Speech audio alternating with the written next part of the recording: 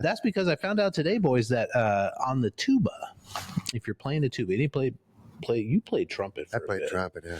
If you play on the tuba a B flat, it can make an alligator horny. This is one of the greatest facts that I never knew.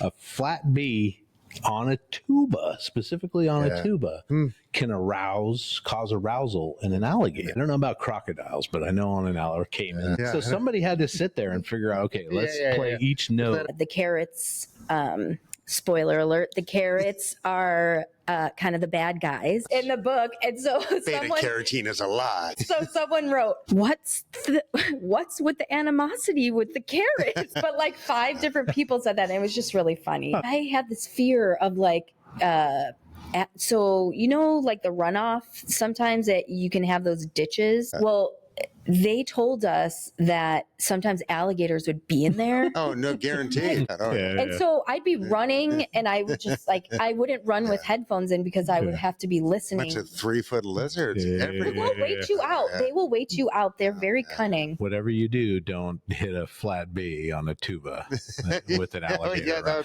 That's our safe word for tonight.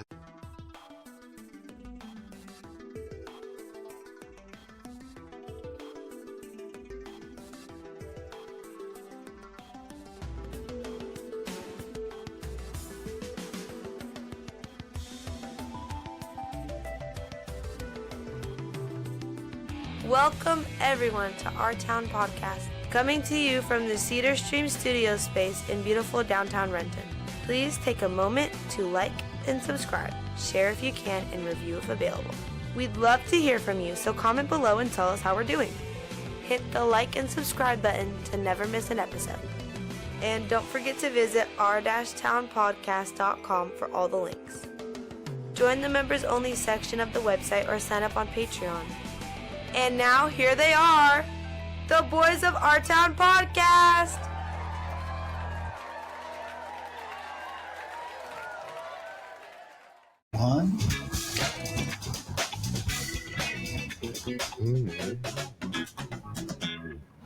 Well, welcome everybody to another exciting edition of Our Town Podcast.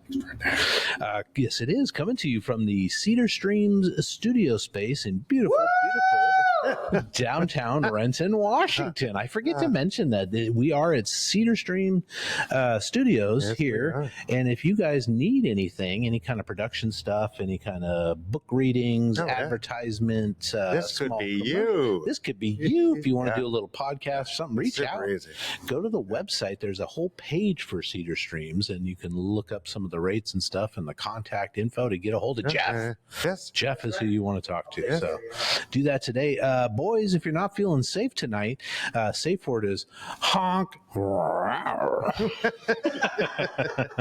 So just yell out honk.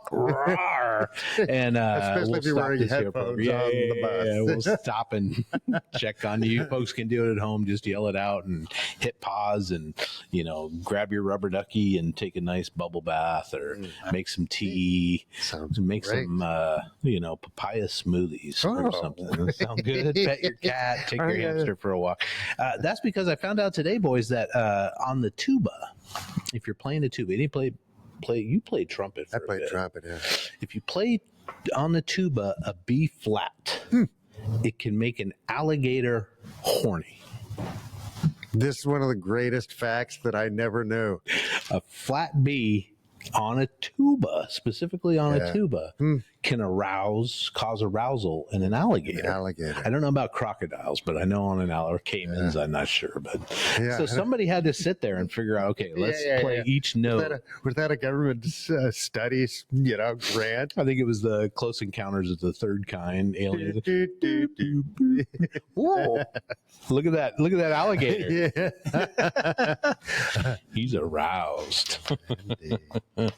Oh my God, folks! Lots of headlines. Tons of stuff going on. Oh my gosh, 2025. Oh Lord. A year that we just need to, I guess we can't forget about it. We need to know. We need to remember this stuff, right? For future generations of what not to do.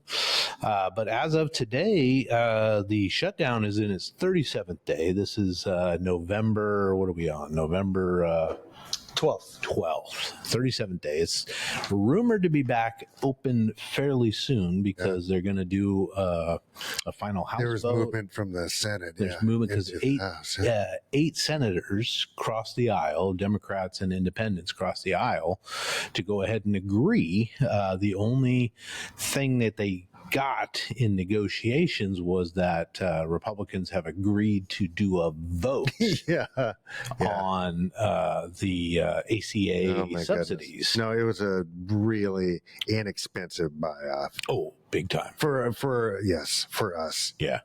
So no guarantees on the ACA. No, nothing. Stuff. No, it was ridiculous. The only leverage we've had in a year, more really. Yeah. Yeah, no, it was an awful decision. That's a terrible decision. Awful decision. The only good thing is that Congress is back in session and that Congresswoman from Arizona from the special election, I can't remember her name, Gillard. Yeah, in September. September. She's been waiting like 8 weeks. 8 weeks, 7 or 8 weeks. She was finally sworn in this morning, and now she represents the untying of the vote for releasing the 218th the petition to release. Yeah, so that's now it can go to a vote at least, and we'll see what kind of. I thought Nancy Mace was going to jump ship. For sure. Oh, no. For sure. Yeah. And I still, yesterday, like probably 11 hours from when we're speaking right now, I was going to I would bet $20,000 on it. I saw it clear as day. That she she just jumped ship. Yeah.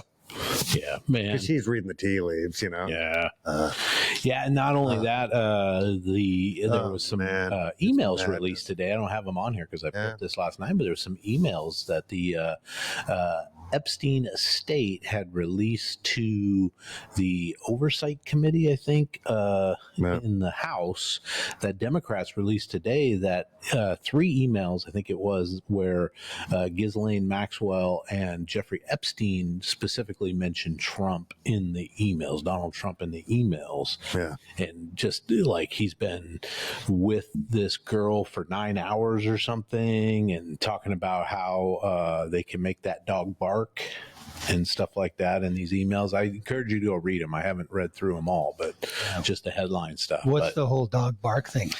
That Epstein and Ghislaine have some power over him, that they can make him, Trump as the dog bark. I got it. Yeah, which is interesting. He seems like he's barking. He's doing a lot of barking for not just them, but for lots of other people. Yeah, of course, he comes out and says it's a hit job and it's all BS. And no, which is the wrong angle to take. He should just start blaming it on some foreign intelligence operatives. Oh, yeah. You know what I mean? It's like he totally picked the wrong angle on this. Yeah.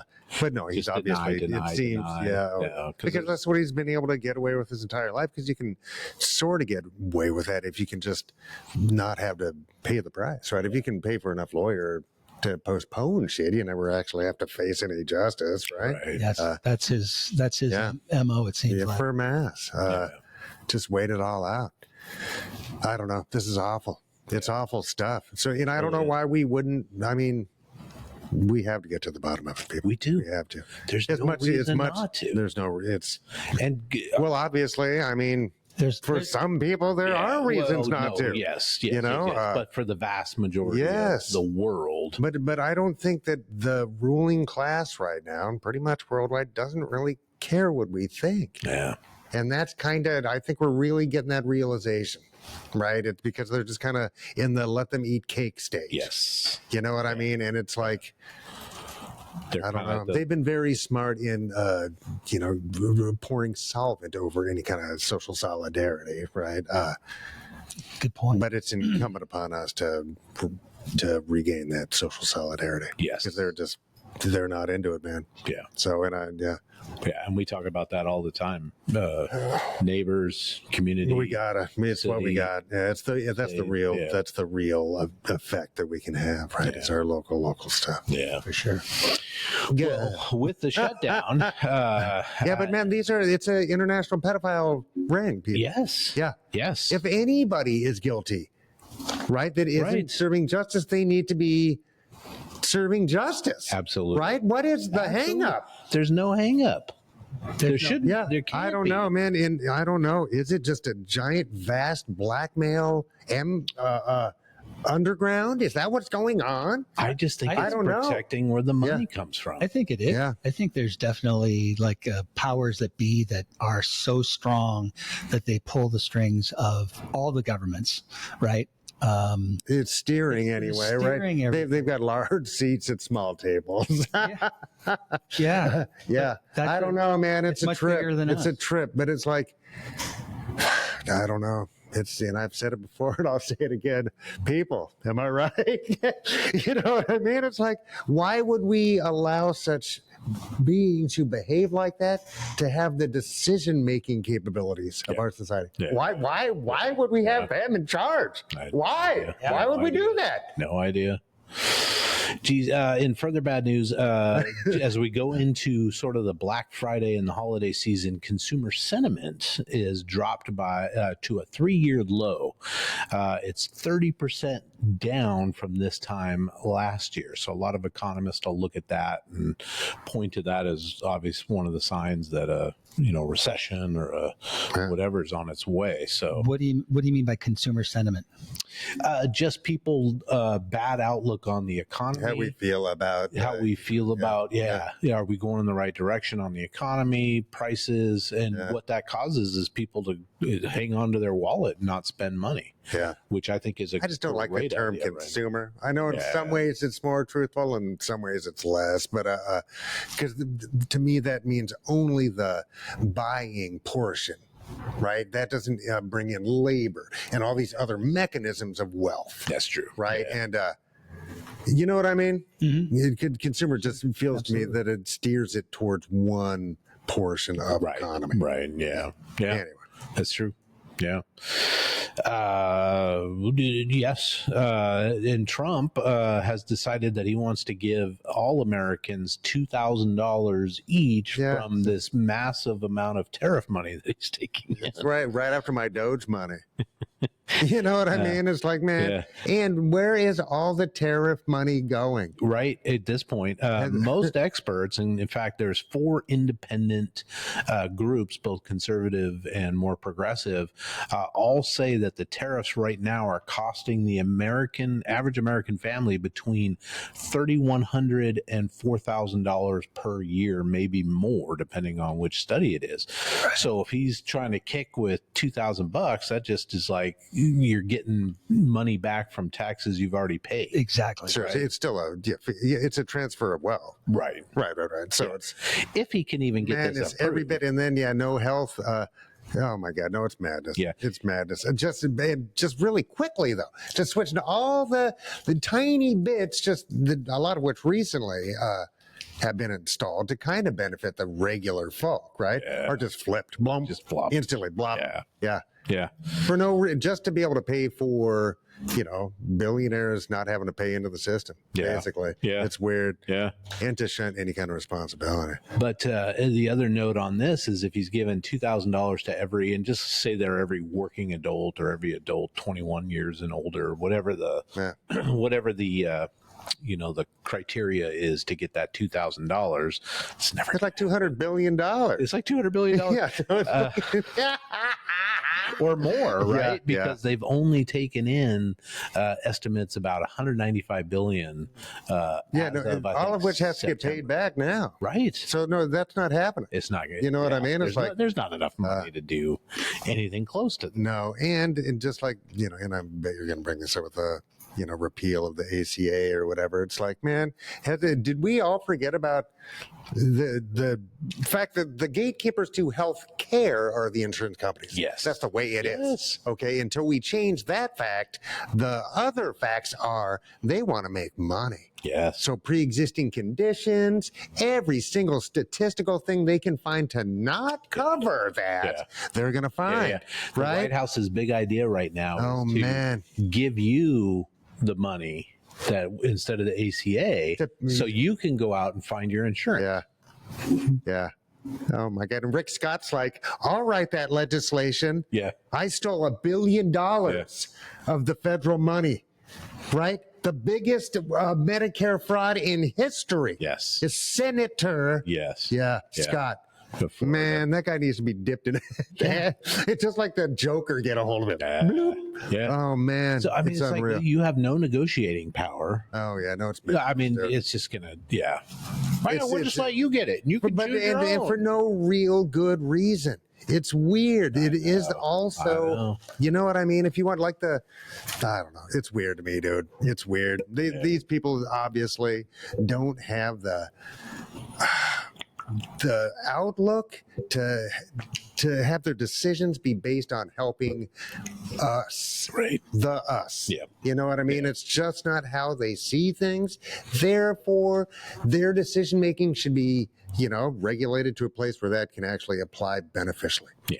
Right? Yeah. For the big picture humanity thing, these guys got to go. They got to go. They got to go. Just got to go. Absolutely. Yeah. Well, in somewhat good news, the same-sex marriage case that was going to go in front of the Supreme Court, they have rejected even listening to it. This was the Kim Davis county clerk, the Kentucky county clerk that refused to issue marriage licenses and all that stuff. One of the reasons is I think it had her name on it as the county clerk or something, and then they got rid of that. And then they're like, okay, well, you don't have to do it, but your employees can, but somebody from the office has to do it. And then she was sued and like $360,000, which she hasn't paid yet, pending all these appeals. Well, that's her court fees and court fees and all that stuff. So she'll just go fund me out of it. Oh, I'm sure. Right. You know what I mean? It's like, Heritage Foundation or something. Gross give her a bunch of money. like, but it was good news that they refused to hear it. It doesn't mean that another it doesn't mean they won't revisit it. Won't come up, but as of now, no. But it would. But I mean, the court reform. That's like our house is on fire. We got to put out the fire. Right. And then we're worried about the poison water. Somebody poisoned our well, so we had to use the poison water to put out the fire. But we'll get to the poison well after we put out the fire. Yeah, right. It's like, fuck. Yeah. The only thing I can think of that they rejected it right now is because it's another hot topic for the midterms, right? Oh, maybe. And they could sit on this one. Right. Yeah, right. They got it. Yeah. I mean, I don't think they're too much of it. There's a bunch of other shit they want to dismantle first. Right. The Voting Rights Act is still going. Yes. Right. The 14th Amendment's still kind of in play. A lot of stuff coming up. Yeah. What about the 19th? Are they just going to boot that shit? You know, I don't know. States can say women can't vote because in the originalist idea, women couldn't vote. Right. So the 19th Amendment doesn't exist. You know what I mean? Right. Yeah.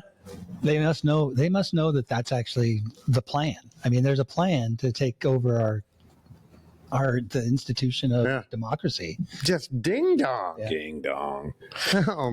Ding dong. Speaking of ding dong, hey. Bill Pulte, who's in charge of he's Pulte Homes. This guy who are these guys? Yeah. He floated this idea and he sold it to Trump. Like G. Gordon Liddy looks like a genius. He looks like an Einstein compared to these guys. This guy put together like a poster board that showed like FDR and the 30-year mortgage.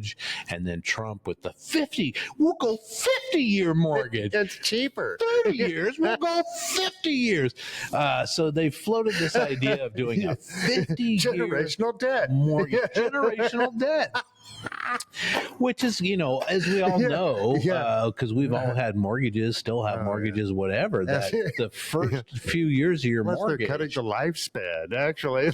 All interest. Yeah. So you're just keeping that interest going for 50 years. So you buy a house for $500K, and by the time you're done in 50 years paying for it, you're like $2 million. It adds a lot. Yes, it's a lot. It's not a good idea.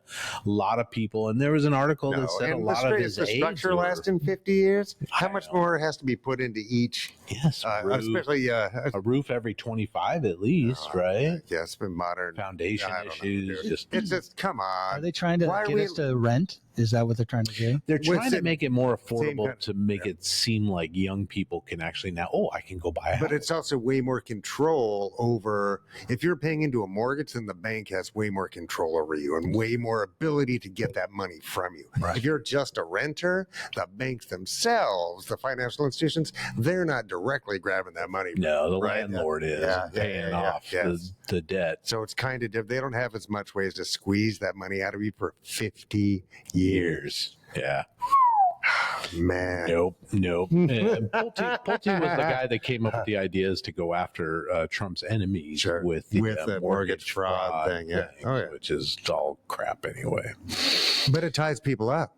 Yes. You know what I mean? Yes. It's like, it's just Legal something fees, et cetera. It was stressed them. You could still be a felony, I bet. Sure. You know what I mean? Or something weird where it's like, and you get out. Yeah, dude. Oh my God. And just the idea of the Trump, either Donald or the organization or his people or whatever, looking at anybody else and saying fraud. Yeah. To me, it's just kind of like, you can't. You just can't. You just can't. No, it's too much. Look what they did to the Clintons. I mean, they investigated a land deal in Arkansas from like 20 years before he was president, and they continued that investigation and got him for lying about a blowjob. They just became the boogeyman, dude. That they were just in charge of every cabal. It's like, man, I think they're just a couple of kind of swift talking, sort of sleazy lawyers. You know what I mean? It's like down home Southern sleaze who are kind of really charming Republicans. Yes, you know what I mean? It's like, totally agree with that. Yeah. So I don't know. Hillary Clinton is the most leftist, commie, socialist in the world. Hillary Clinton. Yeah. No, when you're thinking of somebody else, Joanne Chesimard, something who will just like punch you. You know what I mean? It's like, man. I know, but that's kind of, it shows now that we look back on that in the messaging and how they're just breaking it all down, we can see how that has brought us to this point. Yeah. Right. Yeah. Where like Nick Fuentes is a household term and shit. It's like, oh my God, don't be dumb. Don't be dumb. I used to be mad because Howard Cosell was bigger than he deserved. You know what I mean? It's like Howard Cosell, how could he really be on Hollywood Squares? He was too square to be on the squares. But man, that guy's even worse. Boys, Nancy Pelosi, 85 years old, has decided not to run for re-election, effectively, finally retiring. She has been in Congress for 20 terms. Wow. Terms. Since the 80s? Since the 80s. Wow. 2 stints as Speaker of the House, and then was she the first lady speaker? I kind of feel like she was. Yeah. I don't think she did a bad job as Speaker of the House, but again, she's 20-term congressperson. I don't think they need to be in there that long. Yeah, but geez, dude, I don't know. Don't know. Yeah. But it should be easier just not to, once we disempower the parties, that won't happen so much, right? My take the money out of it and that kind of thing, I think will just naturally, maybe I'm naive, but I think it'll much more easily, naturally. Yeah, because it would just be easier to go through them. It's not so hard to run against an incumbent if you don't have to have, 50 times the salary, you know what I mean, to run for the job. Yeah. It says here that Nancy Pelosi was the first woman Speaker of the House. Nice. Okay. Yep. Yeah. First, and one of the more powerful ones, I think. I think so. Yeah. Geez. Yeah. I don't know. Yeah, I do. It's just like with age limits or whatever, I go back and forth with that. Yeah. It wasn't in Constitution, but they all died when they were 40. So they didn't really think about old, Ben Franklin was ancient at 52 or something. It was like, it's like Red Fox, Sanford's son. He's like 38. Right. Yeah. What was he say? Oh, and kind of a funny note on that too. And I don't remember who it was, but there was a couple of other party Republicans that were like, we got her fired. She's fired. She's out. It's like, dude, Nancy Pelosi? Yeah, it's she's like fired. She's been there for 40 years, bro. Yeah, it was like, so a lot of people are like, oh, good job. She only lasted 40 years. Twice. And now that she's decided to retire, her district is in San Francisco, so it's a pretty safe bet. I don't think, but just to have that much seniority, right? It's like, it's powerful, but I don't know. Man. I don't know. Speaking of retiring, Wendy's, everybody's favorite fast food, is planning on closing between 200 and 300 stores over the next few years. They are citing low sales, higher costs. Their domestic sales are down 4.4%, which is that's not insignificant. Yeah, it's pretty significant. In any idea how many they have? So 200 to 300 out of 7. No, it's got to be more than 700. Are they not franchise? I think some of them are franchise. Okay. Yeah. But that would be like the corporate stores that are going to close, or are they going to? Probably. Yeah. Next to that, Red Robin started here in Seattle, planning to close 10 to 15 stores this year and a total of 70 stores over the next 5 years. Wow. So just they've had a net loss. This is crazy. $77.5 million loss in 2024. Jesus. How do you do that? I don't know. 77 million. Not for long. Not for long. That's a drag. Yeah. There's currently 401 company-owned and 90 franchised there locations. Are? I know, almost 500. I was going to guess 15. Like I mean, they're closing. No, they're in Colorado. Geez, I did not know nationwide. that. Wow, I didn't know that. Yeah, geez, are people not going out? I don't think. I mean, we're losing restaurants all over the place. And I think a lot of like the younger generation is not into the fast casual places, the Applebee's and stuff like that. It's like, well, I'd rather go to a pho place and get a meal rather than, if I'm going to spend that much money, you know. Don't you think it kind of started with, I saw the down COVID or with COVID. COVID really just I think so. threw restaurant business for a loop. And people just started staying home. Yeah. And working from home, that's changed and made, like, let's say the restaurants down here in Renton, they're more for takeout? Yeah, for takeout and stuff, because they're just going to have some lunch at lunchtime. Now cities are just getting crushed, right? All the vacancies and it's huge. Yeah, it's huge. Yeah. So, I mean, if only you could turn all that space into like housing or something.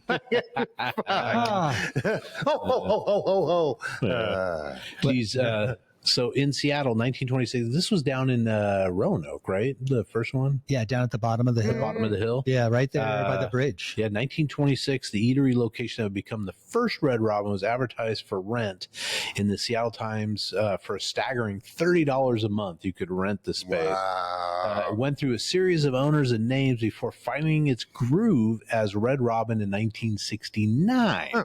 According to restaurant legend, the name came from owner Samuel Caston, who would sing the hit song "When the Red Robin Comes, bobbing along," while he worked. So they took the name from that. Red Robin. I don't know. Red Robin. Weren't they the ones at first? Because we talked about the food challenges last week.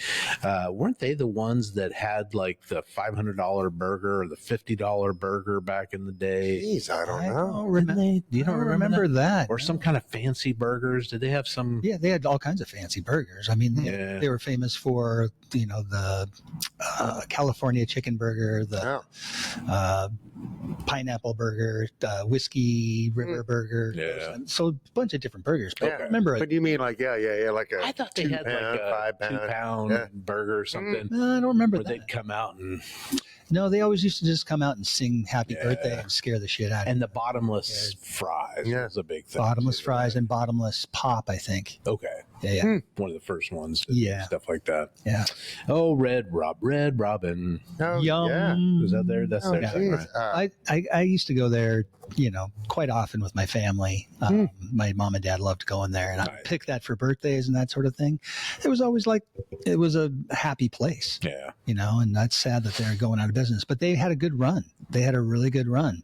When you open lots and lots of stores, you end up getting lots and lots more challenges. Overhead. Yeah. So you get buying power if you have more stores, but that can only go so long if people aren't going to see her. And you get better rates on loans, but you still have to pay them back. Yeah. For sure. Boys, according to 1 Million Moms, the conservative mom group, we're not allowed to watch Wheel of Fortune anymore, that bastion of liberalness. They're doing a boycott because they have a new category on the Wheel of Fortune called What the Fun? Okay. So they're mad about that because it's a play on the WTF, supposedly. Is it? So they're saying you should not watch the Wheel of Fortune. That's weird. I haven't seen Wheel of Fortune in probably not many years, and I was never a big fan anyway. Patch Sajak and Bam. He's a square. Oh my god! Yeah. He didn't have the zazz of, say, a Bob Barker. You couldn't roll him down the road, or the drunk British dude from Family Feud. Richard Dawson. Pat Sajak always was very dry. Very dry. Yeah. And what a hard job! What a hard job! Oh yeah! Every day, just going up there and saying, "Go ahead and spin that wheel. Spin the wheel. Spin it." And I bet there's a lot of prep. You know what I mean? I bet he does 2 hours of makeup a day. Pat Sajak, for sure. Yeah, and they're probably filming 4, 5, 6 episodes in a day. I don't think so. Yeah, I don't know. No, I think they do them. Some of those are daily. For sure. I don't know. That'd be great though. Yeah, they do 200 episodes. It's you can tell the early season to end of season. Oh my god, boys! Farmer's Almanac, and I've only got one of these in my life. The Farmer's Almanac I got when Bailey was born back in 1997. My work sent like a floral arrangement, and that year's Farmer's Almanac was with just with the flowers, so I kept it because it was his birth year kind of a thing. I think I have it somewhere, but it's ending next year. 2026 will be its last publication. No, the Farmer's Almanac. Farmer's Almanac. What's it had the reason for 208-year run just because nobody's buying it. It's a print. I don't know if they're still going to have. It's print and it's odd sized. Yeah. It's like, no, I get that. I bet it's expensive to print. That sucks. We're fucking cooked. Yeah. Nice knowing you, everyone. And they say it boomed in the mid 2000s because there was a lot of people that lived in the cities that we're all digital now, wanted to do so dumb. Gardens in their backyard. Yeah. No, I bet there's more of that than ever. Yeah. Honestly, but everybody's just going online and looking at YouTube, dude. See what until it doesn't work. Yeah. You know what I mean? But they were mostly famous for like looking at I don't know, it was weather like astrology, doing all those predictions and they would look at so many different sources to come up with their. The Midwest is going to be very frosty this year from February. So so that's 208 years. 18, 17 something, right? Yeah, that's back in the day. Yeah. Boys, in news that the apocalypse is right around the corner, besides the Farmer's Almanac leaving, Kraft macaroni and cheese in the big blue box has a new flavor out that you can try this very holiday season. What is it? It's an apple pie mac and cheese. Oh, that's warm spices and a sweet savory profile. No, sweet noodles are weird, dude. Weird. Don't do sweet noodles. Do it. Don't do it. How many more ingredients are now in that on the side of the box? Right. It's a Walmart exclusive. It's about $1.50 a box for a limited time. So go get your mac and cheese on your apple. And I like mac and cheese. So I'm just going to pretend to not have heard that. Yeah, I like the homemade stuff. So good. Few celebrity deaths, and we do have a guest coming in, folks. Judith Jacques, I think is how you pronounce her name. It could be Jacques, but we're gonna find out. But she's a local children's book author. I think she might be outside. Is she outside? Okay. You want to come back and do our rest in peace after she's there? Yeah, all right, that sounds good. Yeah. All right, we're going to come back and talk to her and see you in a minute. Bye. Well, welcome back, everybody. We do have a guest in house, so don't adjust your sets. We've got author, children book creator, Judith Jacques in studio with us. Welcome, Judith. How exciting is that? you. Welcome in. Thank you. Thank you so much for having me. Calm down, everybody. Don't rush the stage, people. Judith, you have a new book coming out. It's called Garden Land. It's the first in a series. I think you said you were going to try to do at least 4, right? Yes. Tell us about Garden Land. Oh, Garden Land. It's been taking over my life for 5 years, but in a good way. Garden Land is, a whimsical, fun, cheeky fun place where vegetables, fruits, bugs, garden equipment, and a cat.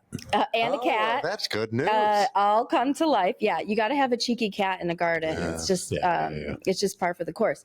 But yeah, so all of the characters and everybody that's in Garden Land is what they actually are. So it's an actual beet, it's an actual carrot, but everyone has fun hair and fun shoes. Nice. Can you show us pictures? Oh yes. Here is the book. Yes, and so the 3 characters on the front are Betty Beet, Colin Carrot, and Peter P.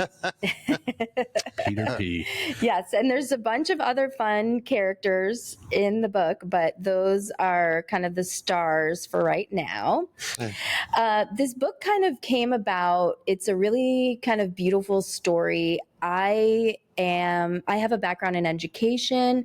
I was a preschool teacher, an elementary school teacher, and then I worked with children on the autism spectrum. Oh, nice. For 5 years, I was an ABA behavioral therapist. And then my last job in kind of like the education world was I was a program manager for a facility that helped children and families experiencing homelessness in Denver. And this was kind of like right before COVID happened. Wow. So we ran a summer program with second-year doctoral students in Denver from the Ann Schutz campus. It's like a really big hospital in Denver. And they approached me and they were like, can we build a program with your kids, like growing things in your in a community garden and then doing cooking classes with stuff that you harvest. Fantastic. Yeah. And I was like, absolutely. Full disclosure, I am an avid gardener, growing things, cooking things. Those are my happy places. So of course I jumped right on board with this idea. And it was all ready to go. We started going to the garden. Well, the kids hated it. At first, because for listeners that might not know this term, these folks experiencing homelessness lived in what's called a food desert, which basically means that they don't have access to fresh fruits and vegetables where they live. And that's kind of can be like a 5 to 10 block radius. So they were really used to like McDonald's, Taco Bell, like all of that stuff. So the thought of vegetables was just like, no. So I'm like, oh my God, how am I going to get these kids to like buy into this?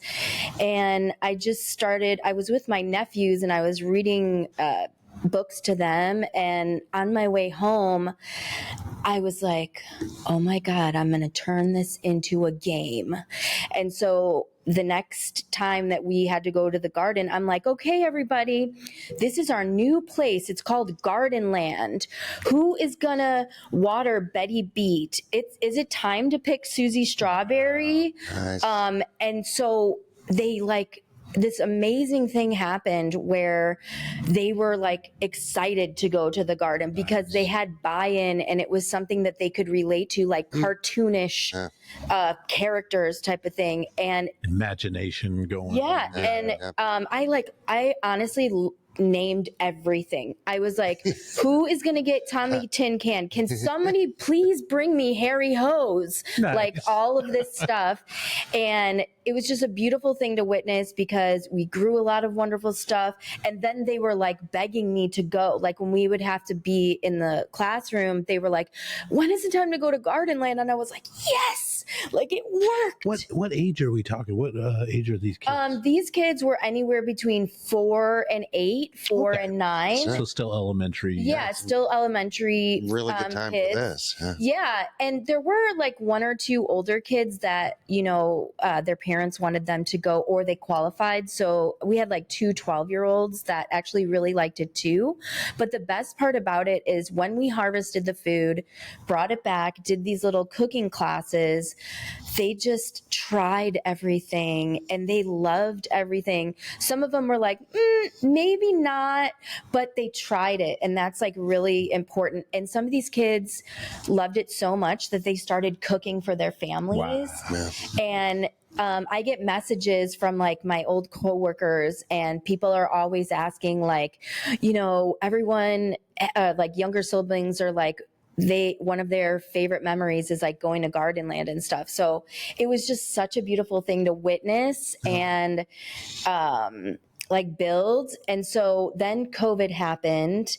We lost a ton of funding. I got laid off from my job and it was born. Like I started doing all of these online conferences about creativity and children's books and how to publish a book and all of that stuff. And I would spend like so much time, you know, designing the characters and what I wanted them to look like. And that's kind of where it was born. But the problem is if you do not have representation, like an agent as a first-time author, get into public, as a first-time author, deep pockets. All that money you got from doing preschool. Yes, my big bank account working for a nonprofit. I mean, I do like the idea that you can, because we briefly talked about it, but just have print on demand. Yeah. I like the idea of that, but I mean, that really cuts margins also. Yeah. You know? I mean, that it does. So you kind of have to be very good at marketing, basically. That's, you know, why I'm trying to go on these great podcasts and do some readings in Renton and different parts of Seattle. I've lived in Renton now for 4 years. Nice. I live right up the hill. It's such a wonderful community here, and I've met so many wonderful people that have supported me through this process and through this book. And we're famous good readers. Yes. This might be just a little above your level.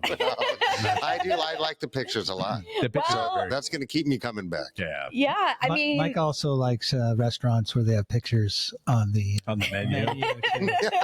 And what that? You're like, that looks good. I like that. Well, I mean, my big dream is to, I grew up, I am a very proud Gen Xer. Nice. And I grew up with, shout out to the Gen Xers.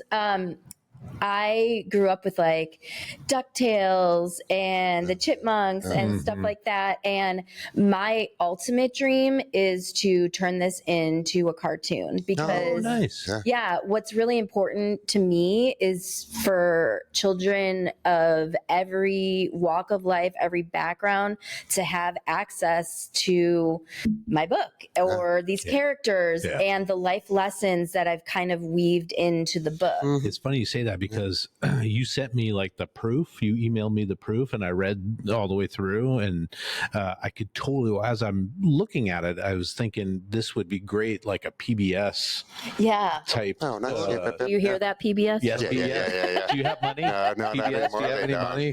But no, that's exactly what I was thinking. And then at the end, I get to the lessons and the activities that you are providing for the parents and the kids at the end. And I was like, wow, this is cool. It has an added quality to it. Yeah, because I remember my kids, it's been a while since they were little, but reading to them. And then I thought, how cool would it be to have a discussion at the end, right? Like one of the favorite books for both the kids was, at least for the 1984.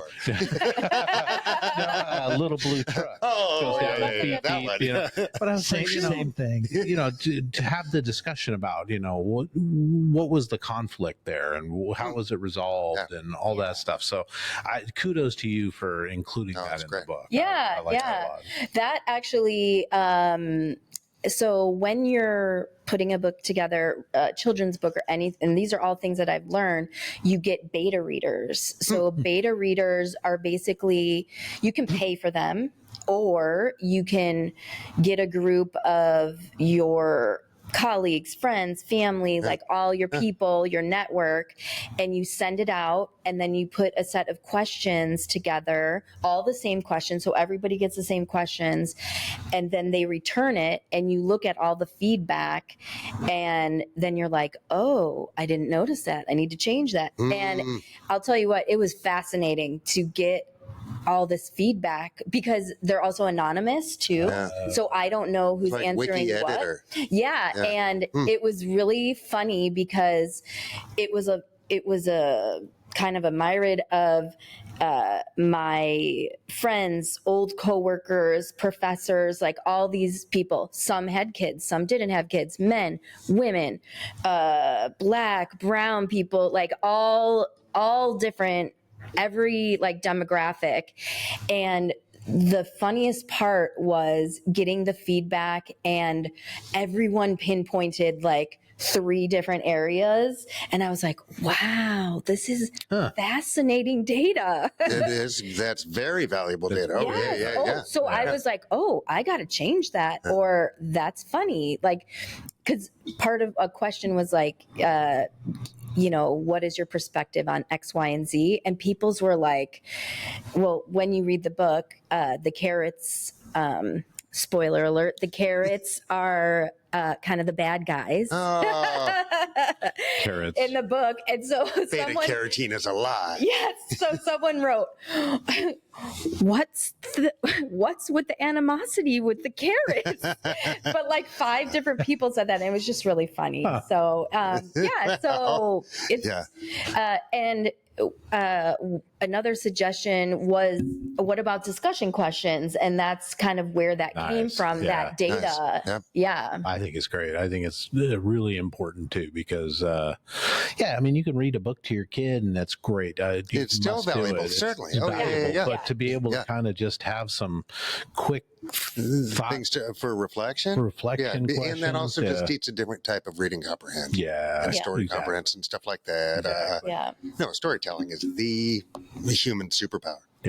That we can imagine something that is not real is amazing anyway. Right? We can look at a cloud, see a dragon. It's not actually a dragon. It's our imagination, and then we can share it with each other. Which is fun. It's so fun. Magic. Oh, it's magic. It is. It's so fun. And I am an extremely curious person. And so I love listening to kids. Like, I love listening to people's different perspective. Like, it's so fascinating to me. So that's another reason why the discussion questions. And, I always wish that I could do fun activities with different books that I read to kids. And that's why I included a bunch of fun activities. Because also the book and its lessons, it's a way of sinking in long term, because maybe that some of the conflict comes in one of these kids' life, and they like read the book and they're like, oh, I'm going to handle it this way because of this. So they run into those carrots. Yeah. Those carrots. I'm not going to act like the carrots. No, don't do that. The more you know, right? It gives you options in your own behaviors. Yeah, right? yeah. It helps you self-regulate your own behavior and things like that. It gives us potential tools. Yeah. And I love the fact that no server farms were harmed in the production of this book, right? So no AI. So it's completely from your head to paper. Yeah. And your illustrator, this is all hand drawn, right? Yes. I'm dying to talk about my illustrator. Talk about your illustrator. I met him super serendipitously and through the wonderful community in Renton. So I'm involved with this amazing women's entrepreneurial group. It's called FAB, Femme Allies in Business. They meet once a month at Merrill Gardens. Actually, we have a meeting tomorrow. Ladies, nice. Men are invited too. If you'd like to come, you can always come. Everyone's invited. But so I've been going to this group. It's a really great networking group. It's all local businesses in Renton. The chamber is there. The city is there. Lots of different businesses that are in Renton. It's a great group. So I'm leaving a meeting last year in January, and I'm walking in my car, and this lady's walking next to me, and she's like, oh, I love your shoes. And I was like, thank you, because I'm a shoe person, and it's like makes me so happy when people actually notice the time that I take to pick my shoes. So I know, like, sorry, on a girl thing for a second there. And I was like, oh yeah, thank you. And she's like, well, what's your business? And I told her about my book and things like that. And she's like, I'm seeing this lady tonight, and her son have a small little publishing thing. You should reach out to her. And I was like, okay. And I didn't really think anything of it. I gave her my information. Sure enough, that night she texts me the woman's number. I reach out to her, and her name is Patty Paiselli, and her son is my illustrator, Trevor Paiselli. Oh, nice. And I met with her, and I kind of told her my story, my background and stuff. And she's like, well, actually, if you want, my son is an illustrator, and he's actually also on the autism spectrum. He's got this whole line of books himself, all about growing up with autism and being an advocate for children and adults for autism and things like that. You can go to his website. I'll give it to you guys. He has a whole blog about, the trials and tribulations of growing up with autism. And he goes on these like first time adventures by himself. It's really cute. And so I was like, okay, I'm just going to give you my manuscript, and I just want a sample, which I will pay for, because you should always pay people for their art, and just whatever he comes up with after reading it. And I was like, okay, perfect. So she did. He read the manuscript, sent me a sample, and it was funny because his interpretation was the fruits and vegetables as actual people's bodies instead of themselves. But there were elements that I loved, like Betty Beat's hair is the original hair from the first sample. Yeah. And so I was like, oh yes. And the shoes are from the original sample. And I was like, oh, this is good. I'm like, I wonder if I give him a little bit more direction. Sure. Like, could he get there? And I told her this. I spoke to him about it, and I gave him more direction, and he literally came back with Betty Beat. Wow. And just like nailed it. He came back with Colin Carrot, and he is amazing. He is he is like extremely talented, but also he gets my cheeky humor that I want to try to bring. And he also has a really good sense of humor. And so we work really well together. Nice. And because they've published a couple books together and they've published other people's books, I'm really grateful for them because him and his mom have really helped me through this process. And so, yeah, we've been working together since January. And he takes all my ideas. I'm a very particular person. And so he takes all my feedback but the great thing is that like, he gives me his own feedback about like other ideas and things like that. And we just really, really work well together. And I just feel so grateful to have met him because I feel like it's full circle because I worked with children on the autism spectrum, and it was a very life-changing experience. And I just feel like it was so serendipitous and it was meant to be, like, nice. Yeah. So is he a younger guy? He's 32. Okay. He's 32. He's he's in his 30s. He's wonderful. And I keep telling him that he needs to like submit his work or, try to get more clients because he does so he also did our logo. So the title of the book, Gardenland, he did that. So he also does like logos and stuff like that too. Oh, that's great. So, and that's a lot to get done since January. Yeah, it's amazing. Yeah, it's amazing. And when we kind of that's a finished product. That's really yeah. It's just like the publishing world, especially using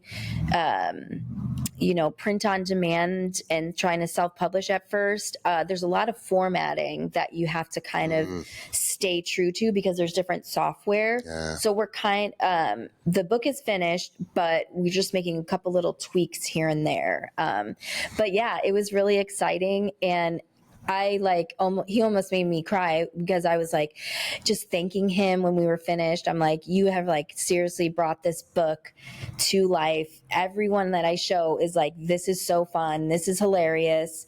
And he's like, well, this has changed my life. And I was like, oh, is this a good thing or a bad thing? And he's like, this is a wonderful thing. He's like, you have like cemented, like, this is what I am meant to do. And I was just like, oh, that's so awesome. sweet. Yeah, everybody's getting a lot out of it, right? Yeah. So are you guys currently work, because you said this is book 1. Yeah. Hopefully a 4. Yes. So our idea is, so the first book has the core set of characters. So each book is going to introduce 2 or 3 new characters and new fun, cheeky life lesson stories. But spoiler alert again. So for a little fun backstory, I am a dual citizen with the UK. My mom's English. Oh, wow. Yeah. And so I grew up with terrible boiled carrots, like no flavor. Yeah. And so if you ask me, fault, though. I know. But so carrots are not my favorite vegetable, but when you're giving fruits and vegetables to kids for the first time, you're always giving them a carrot. So they end up being like people's favorites, you know? Yeah. Well, we had the idea of making the carrots like the bad guys in the book and making the obscure fruits and vegetables or broccoli that people don't want to eat, like the heroes in the story. Maybe some broccoli. Yeah. So fiber is important, people. Yeah, exactly. So we already have like a whole cast of characters for the other books, and it was funny when we finished the book. I wanted to ask him, I'm like, okay, when would you be ready to, work on the second book? And I didn't want to pressure him or anything because this is it's no small feat, doing all this. And he's like, okay, so we're going to start in February again, like we did for the first book, right? And I was like, yes. Absolutely. Absolutely. So, because do you have like an overarching, like, yes, 1, 2, 3? Yeah. So, during COVID, I kind of planned out all the different themes that I saw as an educator that I thought are so simple but so important. And so I have a list of themes like, just being kind or sharing, just really basic things that you probably see quite a lot, but I want to bring some like humor into them, because I feel that with kids, they react better to humor. They take things in because they think it's funny. And it gives them a positive emotional response to it, right? Yeah. Oh, we trick each other into good behavior all the time. But to normalize good behavior, right? These things bear repeating, right? It's like normalizing good behavior is good. Yes. I mean, yes. Yeah. And just being kind and and I do want to throw some like gardening things in there, kind of like eating your vegetables, but and fruits and stuff. Because what are they consuming? I know. I know. And that's what my illustrator said. He's like, well, I don't know if we should do that because they can't really eat themselves. And I was like, okay, and they that's just fair. Need sunshine, right? So I guess you could just talk about how lucky they are. They just need the sun and some water. Right? Yeah. And cats. Yeah. And cats. Oh, the cheeky cat. He's the cheekiest one in the book. So the cat is after a cat that I actually rescued and here in Renton, actually. But it's kind of a sad story. Oh, no. He's no longer in this earth, but he's in my book. But he's in the book, so he lives on forever. Yes. So, And so you've got gardenlandbooks.com, so where you can go find information on this, and there's some fun activities, some coloring book pages that you folks can print out and stuff. But you also have, and forgive me, it's Bubby Rose. Bubby Rose. Yes. Which is what you're sort of, that's your like publishing. Yes, that's company. My publishing company. It's after my grandmother Rose. Are you kind of hoping to expand to help other writers? Would you take creators? Would you take on? I would love to take on writers. I would love to take on poets and illustrators, because that's one of the things in this process that I found fascinating. Well, not fascinating, but kind of annoying, was if you don't have an agent or, like we said, a ton of money, like it is very hard to hire an illustrator. I literally reached out to like 15 illustrators before I like serendipitously found my illustrator. So part of my ethos in my company is bringing up people with me. That is really important to me. Bringing also local, like the stickers I brought you guys. They are, it's called Ninja Stickers. They're out of Portland. They're amazing. They do all kinds of stickers. And I met them through, I'm a mushroom nerd. Fun fact. Mycologist.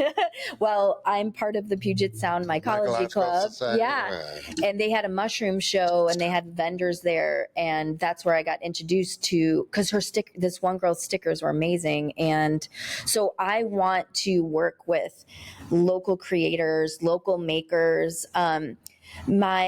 I would love, this is like my big dream, is like I want to make sustainable toys and garden tools to go with the books and like kind of build like a little brand around it, but sustainable, because there's like tons of plastic in the world. And we've got enough of that. I really would love to do like more sustainable, like wood and steel, like tools, but kid friendly, you know, and like getting back to the old Tonka truck world back in the day. That's and my logo for my publishing, Bubby Rose, is actually, if you look inside on the dedication page, is a picture of myself and my Bubby, and she's wearing this like old school 70s little. Can you show us that, Charles? Yeah. She's wearing this like old school like cleaning apron that goes over your head, and it's got these little pockets. Yeah. And so my logo is her apron. Oh, nice. Yeah. Oh, is your logo up in the top left corner of that? It's on the top left. Yep. Yeah. Yep. Yeah. So that's her apron that I got. This really great. Another. What are you guys growing right here? Those are like plums. Oh, okay. Yeah, those are plums. Is this? Did she immigrate here?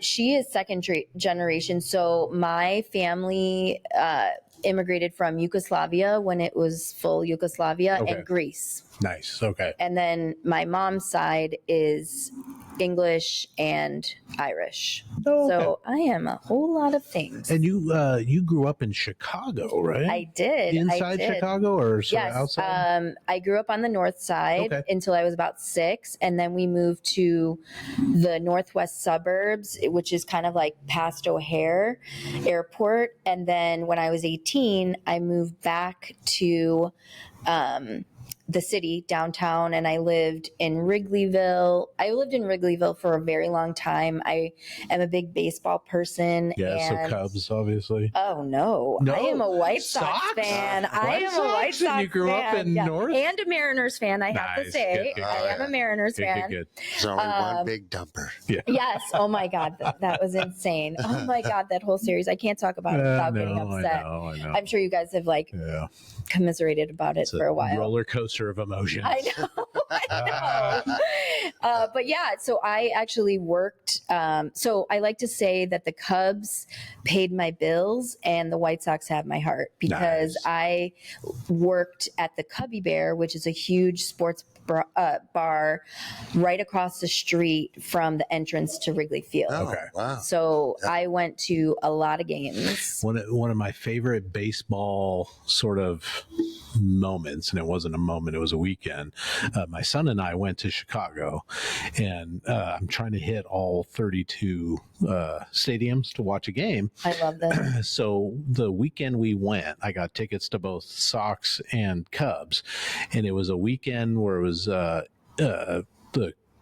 the first night we went south and we saw the Cubs at the White Sox, and then a couple days later we went to Wrigley and saw the White Sox at the Cubs. Awesome. And to see the Chicago folks there, it's intense. It's intense. It's very intense. That series is actually called the Crosstown Classic. Yeah. So it's a very big rivalry. And the reason why I am a Sox fan is because my dad is in sales, and growing up, I mean, Sox tickets have always been cheaper, and he would always take his customers to Sox games. So my first Sox game when I was I think I was 3 or 4, was at the White Sox. So our whole family are White Sox fans, although my brother-in-law and my brother-in-law is a Cubs fan. And he's trying to convert my nephews. Oh man. Me and my brother and sister and my dad are not having it. But anyways, it's fun. But it's a great baseball town for sure. It really is. Yeah. Sports town in general. Yeah. A food town too, right? And a food town. Yeah. Oh my I gosh. could talk about the food Yeah. forever. My husband says, if you ever meet someone from Chicago and they haven't yelled at you about food, have you even met a Chicagoan? So yeah, it was a great place to grow up, a lot of really great Midwest values and things like that. Being from the Midwest means I'm actually nice. I'm not faking it. Nice. I'm genuinely nice. I've been on the West Coast for a long time. West Coast. Yeah, I lived in LA for 16 years. Wow. Yeah. And then we moved to Denver. Oh, yeah. We moved to Florida.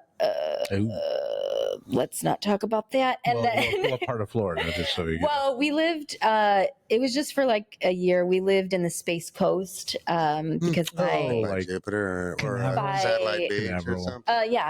we lived in Melbourne, Florida, but not the nice part by the beach, the inland part where all the bugs are and the swamps. No swamps. Well, I mean no swamps, but I had this fear of like, so you know, like the runoff, sometimes that you can have those ditches. Yeah. Well, they told us that sometimes alligators would be in there. Oh, no, guaranteed. You God. can bank on that. Oh, yeah. And so I'd be running and I would just like, I wouldn't run with headphones in because I would have to be listening. Bunch of 3-foot lizards everywhere. They will wait you out. They will wait you out. They're very cunning. Whatever you do, don't hit a flat B on a tuba with an alligator. That's our safe word for tonight. We always have a safe word is honk, roar, because a flat B on a tuba will cause a alligator to become aroused.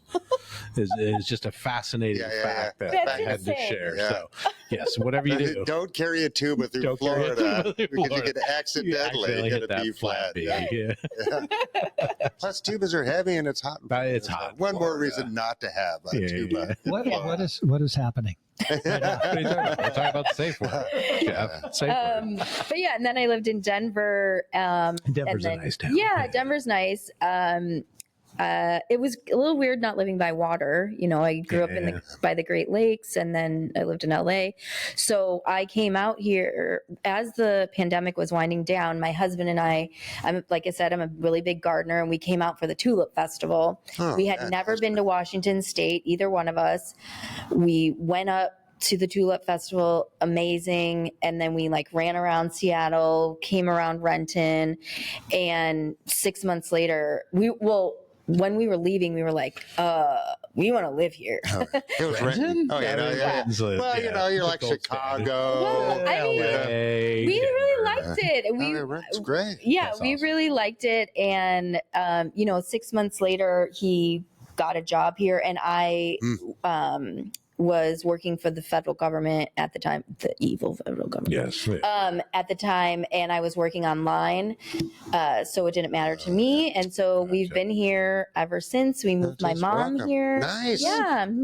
What does he do, if you don't mind? Yeah, he is an aerospace engineer. Oh, okay. All right. So he fits right in. Yeah. There's a little bit of that going on. There's a little bit of that around here. Yes. Geez, welcome. Yeah. It's great. The Northwest is the best. And that's Skagit Valley. What's that? Where the tulips are? Oh, the tulips, yeah. LaConner, it's incredible. It's incredible. So amazing. Have you checked out the daffodils? Yes. The daffodils are amazing too. Yes. Not as big. Puyallup. Sure. Yeah. It's so magical. I feel like I'm Dorothy, like walking through it's just really, and we love this weather, like I know people are like, oh, the big dark, but like, I actually like the rain. I like this climate. Oh, yeah. And I don't mind being in it. I mean, coming from Chicago, I mean, if you walk up one flight of stairs here, you're warm again. Yeah. You know what I mean? It's like Chicago. It's like, you know what I mean? You will die. You really have to protect yourself. Yeah. So it's like, down here, it's like if you get up, go switch the channel on the TV. Yeah. You're warmed up again. You just got to move. Yeah. I mean, I just really love it here. I love the culture here. I love the food here. I got my boating license, so I am out on the water as much as I can. I want to try crabbing for the first time. What is the boating license for? Sail or for? Oh, it's for a power boat. I like to get a license. You've got to get one. Yeah, you have if you're going to. If you're going to go out on vehicle. Yeah. Oh, okay. Yeah, and we joined this like boat club, Freedom Boat Club. It's basically all the joy of owning a boat without any of the hassle. You just show up, you go on a boat, and then you get off, and it's the same price. Tell the wife about this. It's the same price. I mean, of owning a boat, because you don't have to take care of the insurance, the mooring, upkeep, and all the things. Do they bring it down to? So there's spots all over the world. Oh, okay. So you just grab a boat. I bet that's what Kyle did. Yeah. When he went on the catamaran and that's like a timeshare thing that they purchase where they go a couple times a year and extra fancy. It's like a timeshare, but you get on a boat with a captain and go for a week or two. So I mean, it's awesome, and that's another thing I love about the Pacific Northwest and specifically Washington is people are really passionate about fishing. They're passionate about where their food comes from, like local farms, local makers. Like my favorite place to go is like the farmers markets because I just love chatting with people and making things and learning how to, do things and stuff. We went oyster hunting with a group, which is really cool because there's a lot to learn about oysters and what you can do, what you can't do, and stuff like that. So yeah. But Freedom Boat Club is great because they have fishing boats. Check that out. Yeah, sure. They have marinas all over Washington, up and down the coast. Okay. And so yeah. Yeah, the wife is always like, why don't we have a boat? And it's like, because I don't want to throw money in. Pour money into the water. Yeah. But that's cool. I don't want to hassle and trying to get it down there. Licensed up to a certain tonnage or whatever, right? So it's like, or footage or whatever they do with it. Yeah, I mean, I learned in Elliott Bay on a 35 foot boat called Big Red. Or no, I'm sorry, Clifford. His name is Clifford. The boat was red. Nice. But the boat was named Clifford with Windworks. So it's like a 3-day course where you do on the water training. And it was really nerve wracking because you're trying, like, I've never turned a 35-foot boat in a harbor with $1 million boats like surrounding you. I'm like, oh my goodness. But anyways, it's just covering this, right? Yeah. Yeah. But the teachers there, this guy was so calm and like, he's like, just do this. It's okay. I'm like, okay. It was great. Was it great though. Sailboat? It was a powerboat. Powerboat. Okay. Yeah. I mean, I would love to learn how to sail, but I think it's a lot of work and you're not enjoying being on a boat as much because you're doing a lot of the work but I would like to learn how to sail. Like it would be fun to be like on a racing team. Yeah, I know they have the little sail classes. Oh, yeah. That's probably the best value in Renton. It's like $135 a year for a family, and you can take their boats out and go sailing. It's a really, really affordable. Geez, that's fantastic. It's the best. Yeah. Oh my gosh! And can you learn there as well? Correct. It's the Renton Sailing Club. Oh yeah, that's great. So I'd highly recommend anybody in Renton if they're interested and go down. Can I call you Skipper? Yeah. Only if I get to be Gilligan. Okay. Cool. Did you take that course? I did. That's where I learned how to sail. Right on. Oh, wow. Maybe I'll check that out. Yeah. I'll have to check that out. Really I would like to learn how to, and it's right by my house. So There's great. Yeah. Oh, wow. And they have, I think, 3 or 4 sailboats out there. I don't think they have a power boat, but you can take those out in the Puget Sound. You can take them out for a day. Are those the ones that are anchored? Yeah. Okay, because they also have the small ones. I guess that's what you learn on those. Okay. Yeah, that's what you learn on. Gotcha. Yeah, highly recommended. It's a really, really inexpensive. $100 and some odd bucks. Yeah. That's great. You get a free, like, nice sweater. You know what I'm talking about? The sailor sweater. Sailor sweater. The Irish, like, Aaron sweaters. Yes. I got one of those. I should have wore it. So cozy. I know, they are cozy. If you see me in mine, you know I'm having a good day. Nice. Get back to your book. Yes. So it comes out very soon. Yes, comes out I'm hoping November 30th. Okay. Just because of some little printing issues. For holiday season. Yeah, definitely. Right now, you are going around doing some readings and some other events. Talk to us about some of those. Yeah. So this Sunday, I'm doing a reading at this really cool place. If you guys ever get the chance to go, it's called Folio, and it is a nonprofit library on the 3rd floor of the Pike Place Market. Nice. Yeah, if you've never heard of it before, totally check it out. Not only is it a library, but it's also like a cultural center. So they have speakers, they have music, they have authors, they have book clubs, and you get and these nonprofit libraries are actually all over the country, but they're independently run. Sure. So so this comes out Tuesday, so we'll miss that, but I'll post about it. Yeah. To let everybody know. Yeah. Sunday, what time? 2 to 4. 2 to 4. Yep. And then I'm also doing a reading at Macadon's here in Renton. I'm so excited. I love Macadon's. They do so much to like support local people in Renton. One of the top 100 food and wine coffee shops in the United States. I think they came in at 43. Something really awesome. Really, yeah. And I believe it. They are wonderful. Anytime you go in there, it's just like a really good vibe, and they're so welcoming. And when I went in there to order some stuff for my book, like these little macaroons, they were like, "Oh, would you do a reading here?" And I'm like, "Yes, I absolutely will." Like, so I just love them. When is that coming up? That is Sunday, November 30th from 2 to 4 as well. And I will be there. My illustrator won't be there, but I will be there. And then on Saturday, December 6th, I'll have a booth at the Bainbridge Island Winter Night Market. Nice. Okay. Yeah, I've actually never I've been to Bainbridge Island, but I've never, and it's through the Bainbridge Island Art Museum.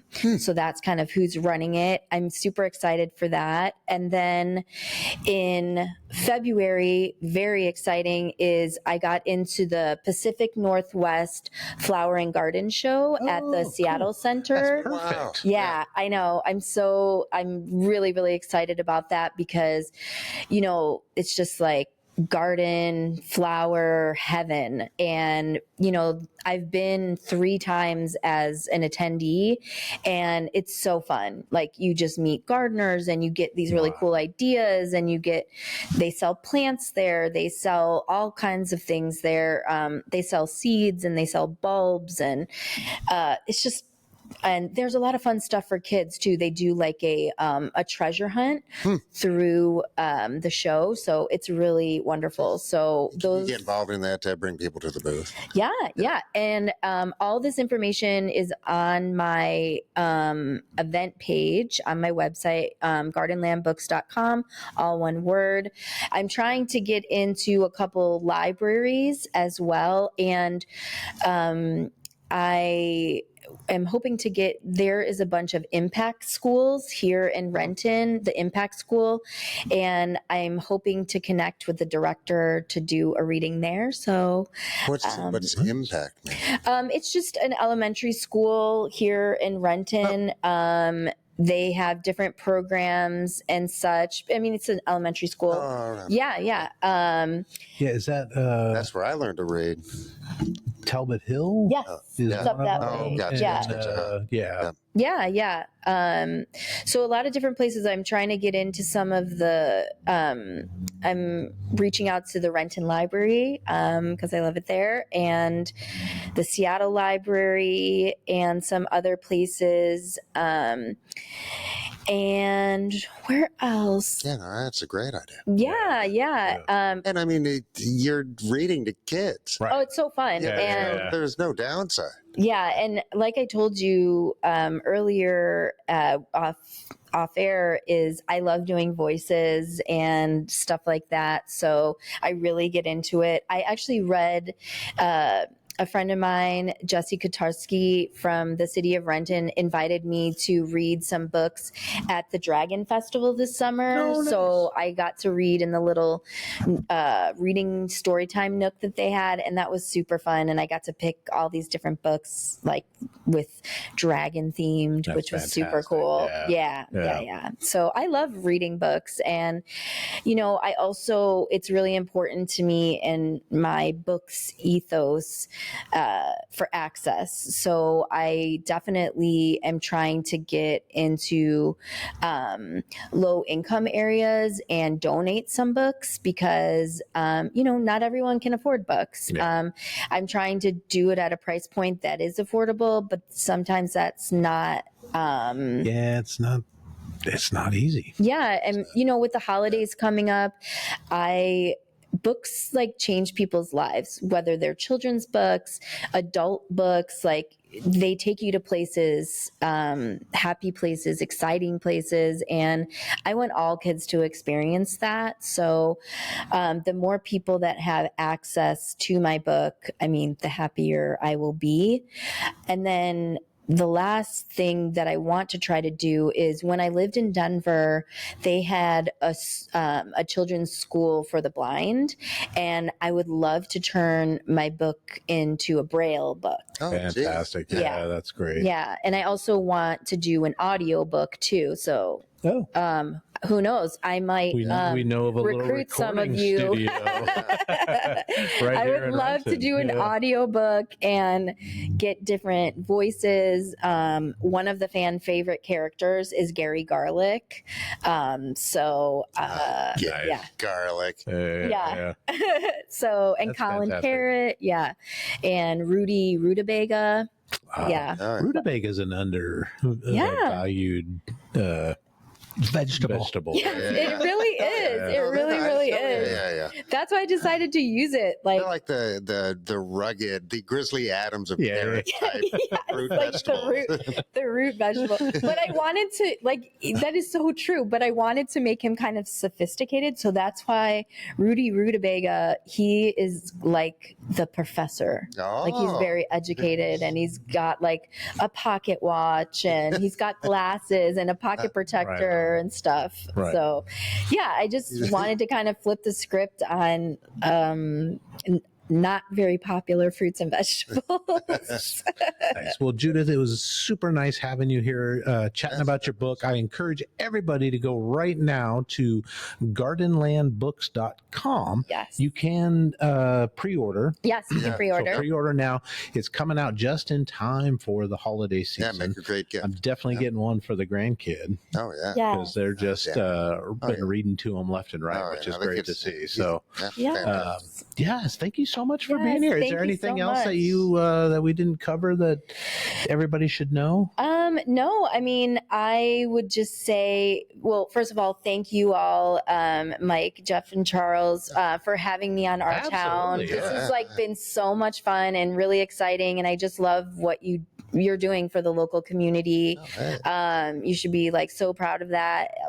It's so great to just meet people that are passionate about their community and stuff like that.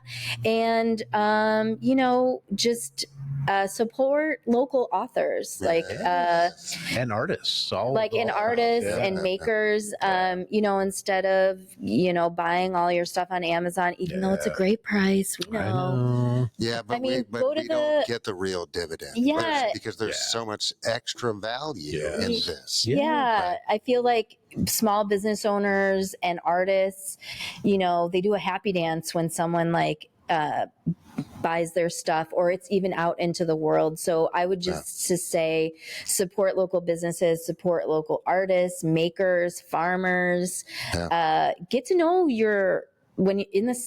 have a lot of amazing farmers markets here, but get to know the farmers and the growers of your food. They will love to talk to you. So, but I'm just so grateful for your time today and for letting me be here. We are definitely going to hit you up on some voice work. Oh, yes. Oh my goodness. I would be so excited. Yeah. I would love that. Well, thank you so much. Thank you. Okay. And we'll be back, folks. Hey.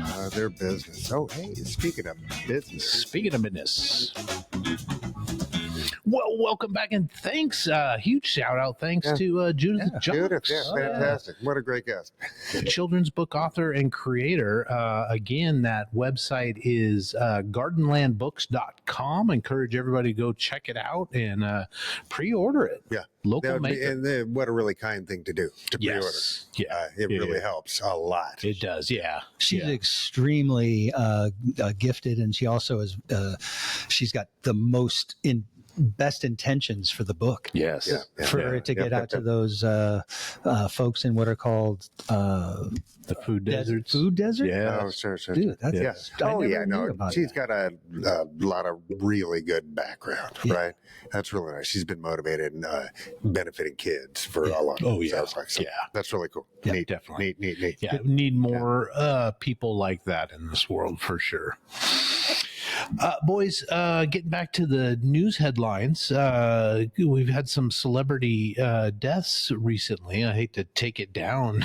Gone from Gardenland book. Let me talk about something though. So rest in peace. This week, Gilson Lavis passed away at 74. He was a longtime drummer for the band Squeeze. Oh, geez.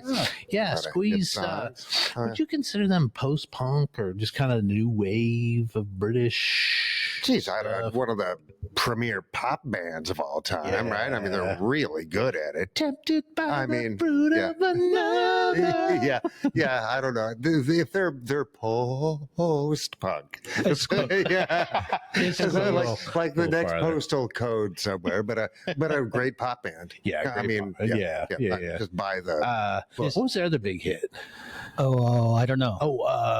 Hot Coffee at Night or something. God, it's in my head, but I can't get it out. Is it the Finn brothers? No, you're thinking of the band that they came from. I mean, the Finn brothers had a band, and but it wasn't Squeeze. It wasn't Squeeze. No. Okay. Yeah. So I guess before he joined in mid 70s, and then they kind of hit their stride and had a bunch of hit albums. He started his career as a touring musician, touring drummer for like Jerry Lee Lewis, Chuck Berry for a long time, and our friend of the show, I Will Always Love You, Dolly Parton. Wow. Yes. Geez, well, so he had a magnificent career from the beginning of touring rock and roll, kind of. Wow. That's pretty cool. He's only 74, so that's... He was not young. 74. Yeah, he was 74. He was young when he started touring in the 70s. Yes. Yeah, he was with these. So he's, early 20s maybe? 20s. Yeah. Wow. Yeah. What was he? Was he just a singer? Drummer. Oh, that's sorry. Drummer. Oh, man, that's a good boy. Yeah. Also, rest in peace, Golden Globe winning actress Sally Kirkland. Not necessarily a household name, but if you saw her, you would realize, and she's got just a huge IMDb credit list to her name. She passed away at 82. I think she had a fall and broke her hip and some other stuff. Went to hospice and quickly passed away. But her breakout role was in 87. Anna, which earned her a Golden Globe and a Golden Globe and an Academy Award nomination for Best Actress.